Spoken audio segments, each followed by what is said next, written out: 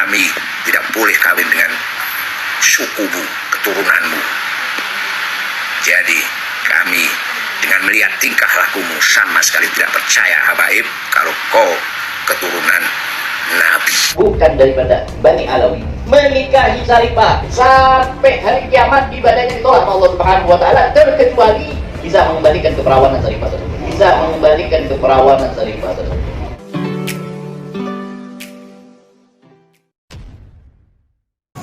Assalamualaikum warahmatullahi wabarakatuh. Jumpa lagi dengan saya di channel Gagasan Progresif 79. Sahabat sebangsa dan setanah di mana saja Anda berada.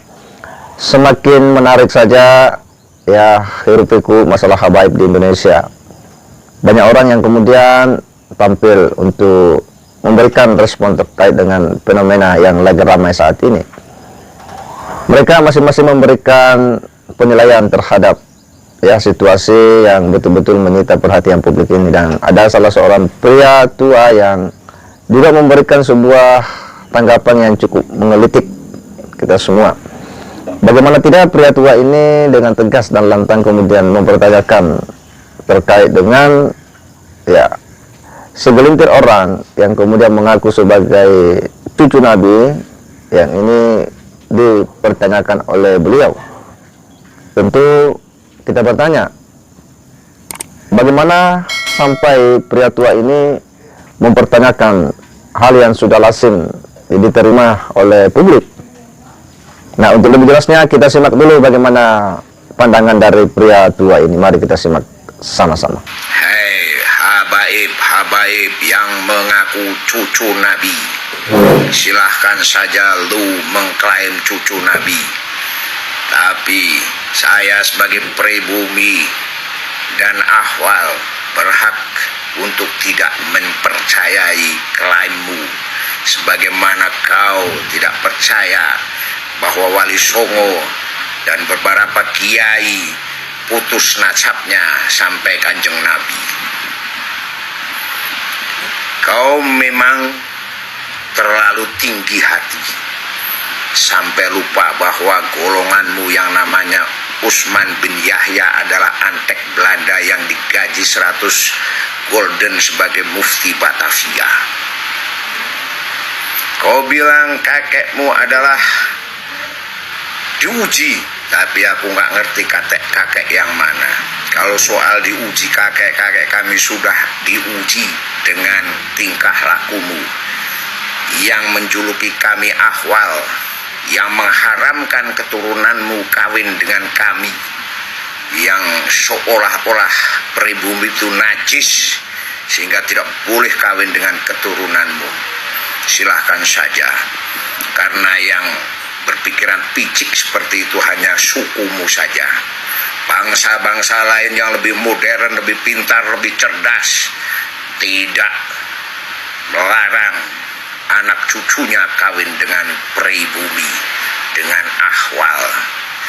Kau menjuluki ahwal kepada kami sesungguhnya sangat menyakitkan karena tidak sesuai dengan Al-Quran. Karena Allah Subhanahu wa ta'ala mengatakan bahwa derajat seseorang itu adalah disebabkan karena takwa dan ilmunya. Dan di Al-Quran juga mengatakan, aku ciptakan manusia dari berbagai suku dan bangsa-bangsa untuk saling mengenal. Jadi kalau kau merasa eksklusif, silahkan saja. Yang terhipnotis dengan tingkah laku kalian hanya orang sedikit. Karena orang yang waras, otaknya cerdas, gak bakalan percaya dengan slogan-slogan kamu yang rasis seperti itu. Juara rasis adalah kamu, yaitu mengharapkan najis bahwa kami tidak boleh kawin dengan sukumu, keturunanmu. Jadi kami dengan melihat tingkah lakumu sama sekali tidak percaya habaib kalau kau keturunan Nabi. Ya, sangat jelas bagaimana petua ini dengan sangat lantang menyatakan bahwa dia ya tak mengakui ya keturunan Nabi, ya para habaib ini. Mungkin karena ada satu hal yang kemudian mengganjal dalam penilaian mereka. Ya, salah satunya bahwa mungkin saja karena ada sejumlah oknum-oknum habaib yang kemudian ya berakhlak atau berperilaku yang tidak semestinya, dalam artian bahwa tidak seperti yang selalu dicontohkan oleh Nabiullah Muhammad SAW. Maka dia pun mempertanyakan, kok bisa seorang keturunan Nabi seperti itu. Di sisi lain, bahwa sejumlah keterangan-keterangan dari para tokoh-tokoh habaib yang juga mengatakan bahwa para wali songo merupakan keturunan dari habaib, ya, atau keturunan Bani Ba'alawi. Tetapi itu kemudian banyak dimentahkan dengan sejumlah ya pandangan-pandangan dari para sayyid ya yang memiliki referensi dan manuskrip kuno yang mengatakan bahwa wali songo memiliki jalur ke Nabi bukan dengan jalur Ba'alawi, ya. Dan ini kan semakin membuat ya diskursus ini kemudian semakin menarik. Tetapi penilaian daripada pria tua ini tentu sesuatu hal yang cukup unik, tetapi juga menggelitik. Di sisi lain, bahwa adanya aturan di internal mereka sesuai fatwa-fatwa ulama-ulama para habaib ini yang kemudian tidak membolehkan ya wanita-wanita ya keturunan Ba'alawi atau sebutlah syarifah ini menikah dengan ya orang biasa. Ini juga kemudian menimbulkan sebuah pembacaan tersendiri terhadap eksistensi ya daripada Bani ya Ba'alawi atau habaib di Indonesia ini. Karena aturan-aturan ini hal yang memang tidak lazim kita jumpai dalam dunia Islam, sekalipun tentu itu adalah hak mereka. Ya, karena tentu seorang wali itu kan memiliki otoritas untuk kemudian menikahkan dia punya anak perempuan apakah dia mau atau tidak. Tetapi oleh pria tua ini betul-betul dilihat secara kritis ya bahwa ada hal yang menurutnya janggal ya dalam kehidupan beragama yang dipraktekkan oleh para habaib-habaib ini. Salah satu yang paling menggelitik dia, yang paling dikritisi adalah bagaimana perilaku sebagian ya oknum-oknum habaib itu yang dalam berdakwah itu terkesan kasar ya. Bahkan tidak sedikit ada yang kemudian membuat ya kata-kata yang itu sangat tidak pantas karena berisi tentang makian, hujatan.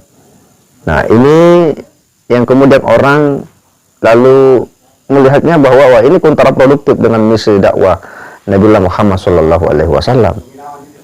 Dan tentu setiap orang itu kemudian berhak untuk memberikan penilaian, memberikan respon terkait dengan fenomena-fenomena seperti itu. Karena bagaimanapun juga tentu kita berharap bahwa bagaimana Islam ini betul-betul mampu hadir sebagai rahmatan lil alamin.